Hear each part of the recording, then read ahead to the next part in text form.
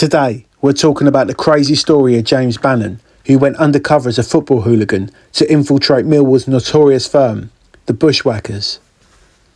Have you seen the film ID?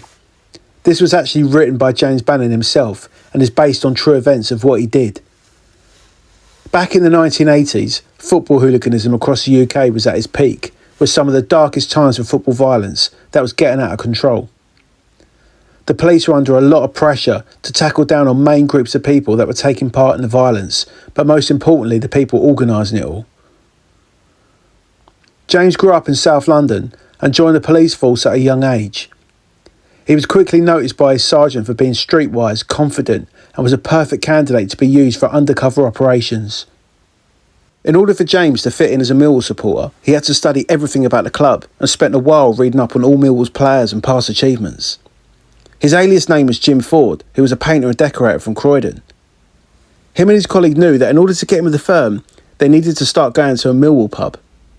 So they started going in, but just at lunchtimes, because no one was there, and they started to befriend all the bar staff. And they did this for 3 months solid every day, so they were regular fixtures.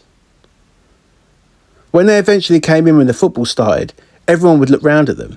Remember, this was a tight-knit crew. But when they saw that the bar staff were friendly with them, then they accepted them and were less paranoid. Pretty slick really when you think about it. They then started going to the games and the away games too, and started to befriend some of the firm. James was a likeable guy apparently, and got on with everyone. He was known in the circle as Jim the Painter. What got James fully accepted by Millwall was an incident when they played Arsenal, which he also said was the most frightening experience of his life. Him and 15 other Millwall hooligans sneaked into the away end in Arsenal. They were surrounded by 8,000 Arsenal fans and started chanting Millwall's anthem, "No one likes us." This quickly escalated and kicked off massively. James had to fight his way out and was kicking and punching till he ended up on the pitch, and then he ended up getting arrested. When he was being taken away, he saw a window of opportunity to escape and ran straight back into the Millwall crowd. What a ledge. He was fully accepted from that day onwards. He almost got rumbled a couple of times though. One time he was spotted drinking on the other side of London with his police friends, which he denied. He later pretended he couldn't read or write to his Millwall friends, which took the scent off him, which he had to keep pretending the whole time. They also turned up to his place of work that he lied about, and no one had heard of him, which he was confronted about. He just had to front it and think on his feet, and convince them that he was who he said he was. For 2 years, James Bannon was an actor, starring in his own play of violence and weekly football fights.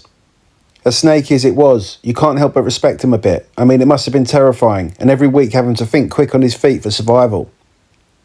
He also stated that he liked a lot of them, and they were just normal guys that liked to fight. But there was a much more horrible and brutal side to some of the other fans, which is who he was trying to infiltrate.